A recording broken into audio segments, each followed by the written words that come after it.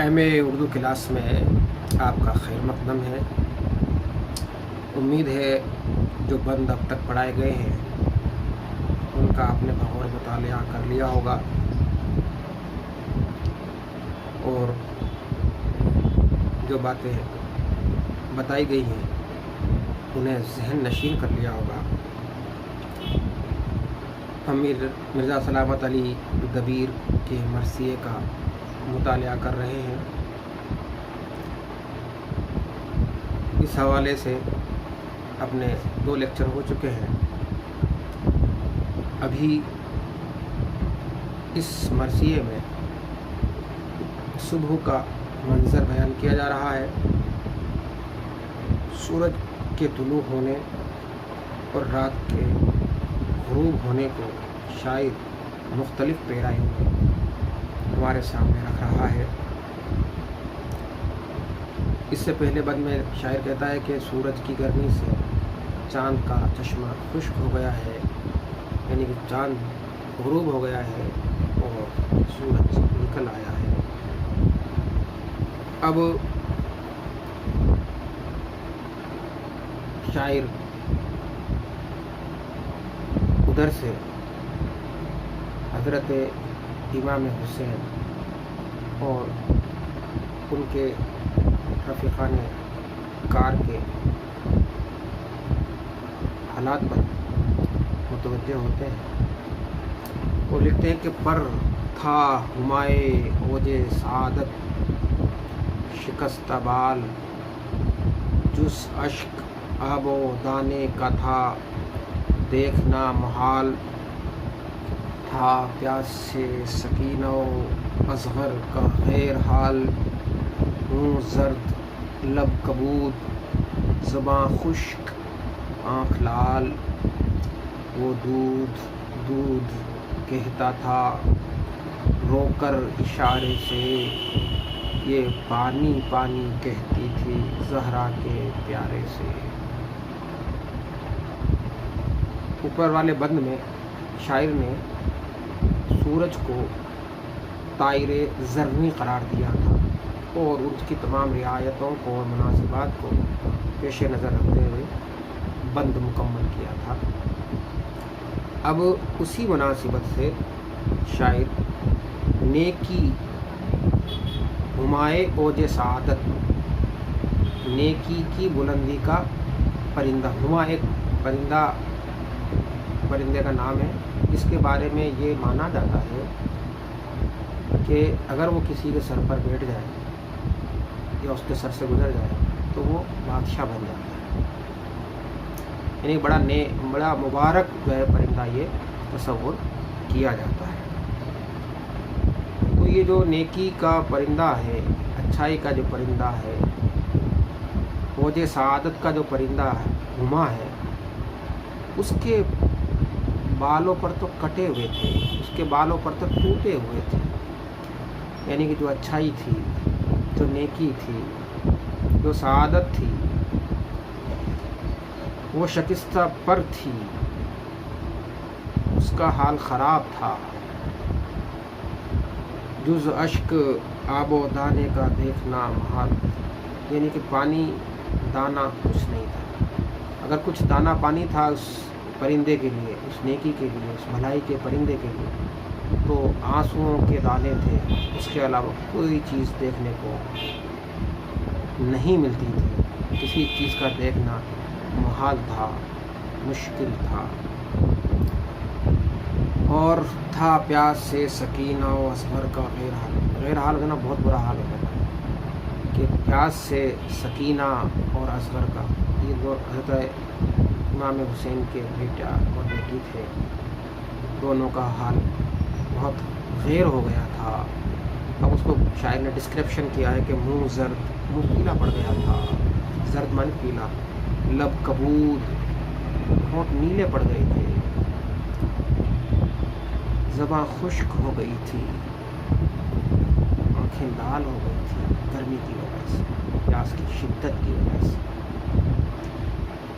وہ دودھ دودھ کہتا تھا رو کر اشارے سے، یعنی کہ حضرت اصغر جو ہے اشارے سے دودھ دودھ کہہ رہے ہیں۔ हम लोग दूध कह नहीं रहे थे, उनका इशारा दूध की तरफ था, लेकिन दूध दस्तयाब नहीं था। और ये पानी पानी कहती थी ज़हरा के प्यारे से, और ये अपने वालिद से पानी का मुतालबा कर रही थी, पानी पानी कर रही थी, पानी मांग रही थी, लेकिन उनको पानी मैसर नहीं था, असगर को दूध मैसर नहीं था। अब फिर अभी कुछ सितारे बच गए थे आसमान पे, अभी पूरी तरह से सितारों का मामला ख़त्म नहीं हुआ था, और फ़ौज यजीद ने अपनी कार्रवाई शुरू कर दी थी। थे खिरमने फलक पे अभी दाने नजूम, बोने लगा तुफ़्म सितम इब्न साद शूम, गल्ले के बाँटने को निदा दी अलल उमूम, मानिंदे मोर दाना ज़दों ने किया हुजूम, जिसका के बाप कासिम रिज़्क़े ज़माना था, हफ्तुम से करबला में वो बेआब व दाना था।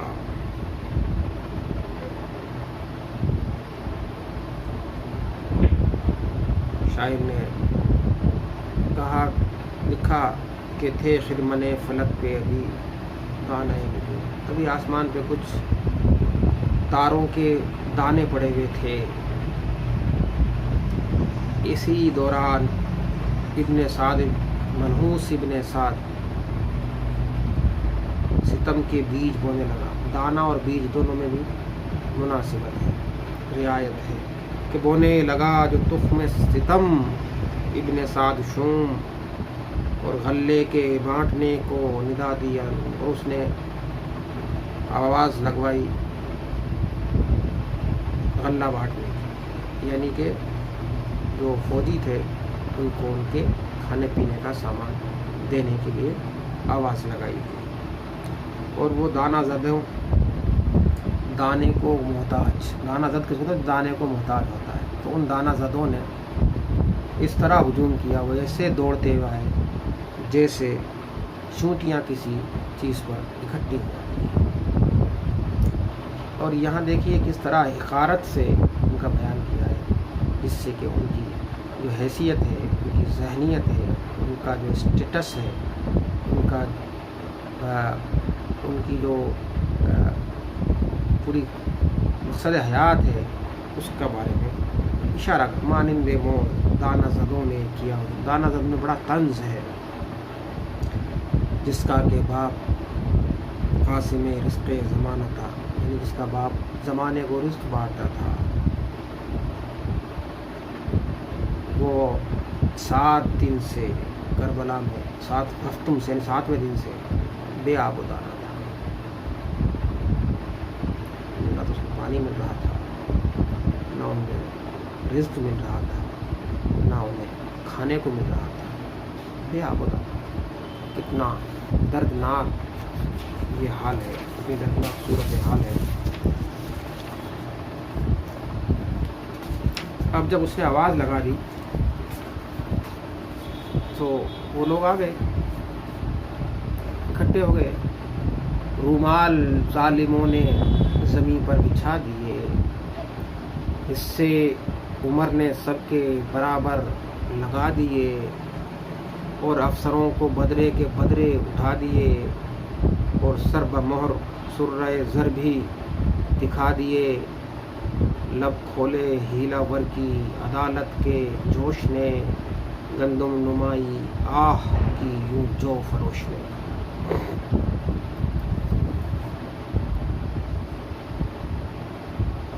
अब उन्होंने नाज लेने के लिए, सामान लेने के लिए रूमाल ज़ालिमों ने ज़मीन पर बिछा दिए, तो उन्होंने अपने रूमालों को ज़मीन पर बिछा दिए, और हिस्से उमर ने सबके बराबर लगा दिए। और उमर ने उन जो सारे फौजी थे उनको जो उनके हिस्से के मुताबिक सामान था बराबर उसके हिस्से लगा दिए, और जो अफसर थे उनको बदरे के बदरे उठा दिए। बदरे जो है 1000 रुपये का तोड़ा होता है, वो उनको उठा के दिया, उनको पैसा भी दिया गया, रुपया भी दिया गया। اور سر بمہر سرۂ زر بھی دکھائے گئے، اور سر بمہر مہر لگی ہوئی سونے کی تھیلی بھی ان کو دکھائی گئی کہ یہ ابھی آپ کو ہے۔ اور اس ہیلا ور، ہیلا کہتے ہیں بہانہ کو، ہیلا ور کا مطلب بہانہ جو، بہانہ کرنے والا، کہ اس ہیلا ور کی عدالت نے، اس کے انصاف نے، کہ انصاف کے جوش نے لب کھولا، یعنی کہ اس کا انصاف جوش میں آ گیا، وہ سب کے ساتھ انصاف کر رہا تھا، عدل کر رہا تھا، سب کو برابر ایکول بانٹ رہا تھا۔ اس میں بھی جو ہے طنز آئرنی چھپی ہوئی ہے۔